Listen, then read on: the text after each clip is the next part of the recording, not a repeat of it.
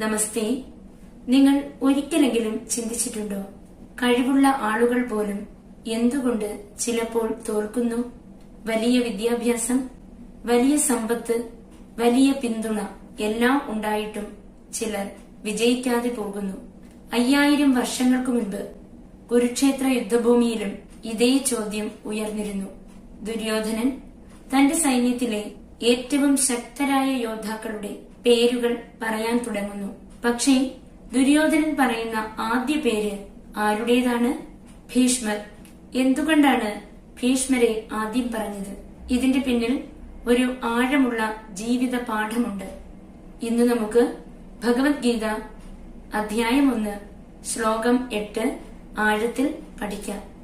ഭവാൻ ഭീഷ്മശ്ച കർണശ്ച കൃപശ്ച സമിതിഞ്ജയ അശ്വത്ഥാമ വികർണശ്ച സൗമദത്തിസ്തഥൈവ ച. ഭവാൻ അതായത് അങ്ങ്. ദ്രോണാചാര്യർ, ദുര്യോധനൻ ദ്രോണാചാര്യരോടാണ് ഇത് പറയുന്നത്. അതുകൊണ്ട് തന്നെ ഭവാൻ അങ്ങ്, ദ്രോണാചാര്യർ. ഭീഷ്മശ്ച കർണശ്ച, ഭീഷ്മർ, കർണൻ. കൃപശ്ച സമിതിഞ്ജയ, യുദ്ധങ്ങളിൽ എപ്പോഴും വിജയിക്കുന്ന കൃപാചാര്യർ. അശ്വത്ഥാമ വികർണശ്ച, അശ്വത്ഥാമൻ, വികർണൻ. സൗമദത്തിസ് തഥൈവ ച, സോമദത്തന്റെ മകൻ ഭൂരിശ്രവസ്. ഇവരൊക്കെയും നമ്മുടെ സൈന്യത്തിലെ മഹാവീരന്മാരാണ്. അതെ, ദുര്യോധനൻ പറഞ്ഞതുപോലെ ഈ പേരുകളൊന്നും വെറും പേരുകളല്ല. ഓരോ പേരും ഓരോ ഗുണത്തെയും ഒരു ജീവിത പാഠത്തെയും പ്രതിനിധീകരിക്കുന്നു. ഭീഷ്മർ പ്രതിജ്ഞയും അച്ചടക്കവും, കർണൻ കഴിവും ദാനശീലവും, കൃപാചാര്യർ അറിവും അനുഭവവും, അശ്വത്ഥാമൻ ശക്തി, വികർണൻ അനീതിക്കെതിരെ സംസാരിക്കാനുള്ള ധൈര്യം, ഭൂരിശ്രവസ് യുദ്ധ നൈപുണ്യം. ദുര്യോധനന്റെ സൈന്യത്തിൽ കഴിവുള്ളവർ കുറവായിരുന്നില്ല. എന്നാൽ അവരുടെ കഴിവ് വിജയം ഉറപ്പാക്കിയില്ല.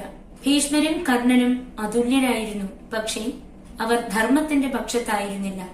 ഭഗവത്ഗീത നമ്മെ പഠിപ്പിക്കുന്നത് കഴിവ് ധർമ്മത്തോടൊപ്പം ചേരുമ്പോഴാണ് അത് അനുഗ്രഹമാകുന്നത്. ഉദാഹരണത്തിന്, ഒരു വിദ്യാർത്ഥി വളരെ ബുദ്ധിമാനാണ്, പക്ഷേ പഠിക്കാതെ സമയം കളയുന്നു. മറ്റൊരാൾ സാധാരണ കഴിവുള്ളവനാണ്, സ്ഥിരമായി പഠിക്കുന്നു. അവസാനം വിജയിക്കുന്നത് ആരാണ്? സ്ഥിരതയുള്ള വിദ്യാർത്ഥി. ഒരു ജീവനക്കാരന് വലിയ അറിവുണ്ട്, പക്ഷേ എല്ലാവരോടും സഹകരിക്കില്ല. മറ്റൊരാൾ സഹകരിക്കുന്നു, പഠിക്കുന്നു, ഉത്തരവാദിത്തങ്ങൾ ഏറ്റെടുക്കുന്നു. ഭാവിയിൽ വളർച്ചയുണ്ടാകുന്നത് രണ്ടാമത്തെയാളിനാണ്. നിങ്ങൾക്ക് വലിയ കഴിവുകളില്ലെന്ന് തോന്നുന്നുണ്ടോ? ഓർക്കുക, വിജയത്തിന്റെ അടിസ്ഥാനം കഴിവുകൾ മാത്രമല്ല, ശരിയായ മൂല്യങ്ങൾ, സ്ഥിരമായ പരിശ്രമം, ശരിയായ തീരുമാനങ്ങൾ. ഇവയാണ് ജീവിതം മാറ്റുന്നത്. ദുര്യോധനന്റെ സൈന്യത്തിൽ മഹാവീരന്മാർ ഉണ്ടായിരുന്നു, പക്ഷേ ധർമ്മത്തിന്റെ ശക്തി അവർക്കില്ലായിരുന്നു.